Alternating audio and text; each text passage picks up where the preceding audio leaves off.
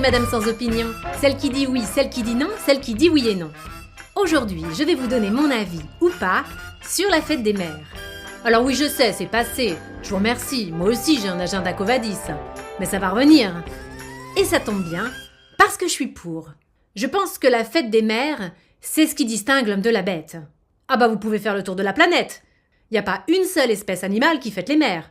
Et franchement, je les comprends. Entre les mamans oiseaux qui nourrissent leurs oisillons en leur enfonçant le bec dans le gosier jusqu'au trou de balle, les mamans chiens qui mangent les excréments de leurs chiots, et les mamans hamsters qui bouffent carrément la moitié de leur portée, on comprend que les gamins n'aient pas envie de les remercier, même les rescapés.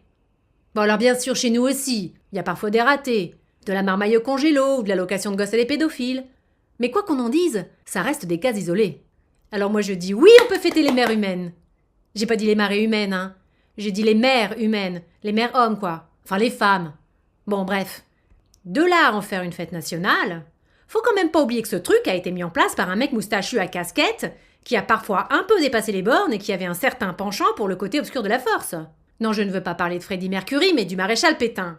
Si aujourd'hui on se pointe chez sa mère tous les derniers dimanches du mois de mai, qui avec des chocolats Léonidas, qui avec un coffret senteur Roger Gallet, eh bien c'est grâce à un type qui a aboli les libertés fondamentales et instauré des lois antisémites pendant la guerre. Eh oui, haha.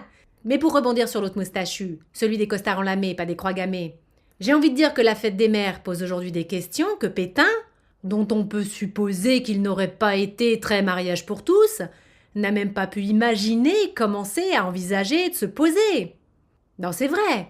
Dans un monde où parfois il y a une maman, parfois deux, et puis parfois pas du tout. Parfois c'est papa et papa, parfois c'est maman qui est devenue papa, et puis parfois il y a bien un papa et une maman, au sens strict des jupes plissées serre-tête, mais malgré tout c'est maman qui joue le rôle de papa et inversement, bah la fête des mères n'a pas de sens. Je ne sais pas, moi. C'est comme continuer à célébrer la fête de la saucisse de Saint-Geniès, alors qu'on sait très bien qu'on ne va pas y trouver, enfin plus y trouver que de la saucisse, mais aussi de la merguez, des grillades et des crêpes. Ou alors si, maintenons la fête des mères, mais faisons-la évoluer, pour être plus en phase avec notre société. Fusionnons-la avec la fête des pères. Et puis regroupons aussi ça avec la fête des grands-mères et des grands-pères, tant qu'on y est. Au passage, ça facilitera la vie de ceux dont le grand-père est aussi le père. Et hop, tous dans le même sac. Pour conclure, je ne vais pas conclure, mais je vais quand même souhaiter une bonne fête à toutes les saucisses.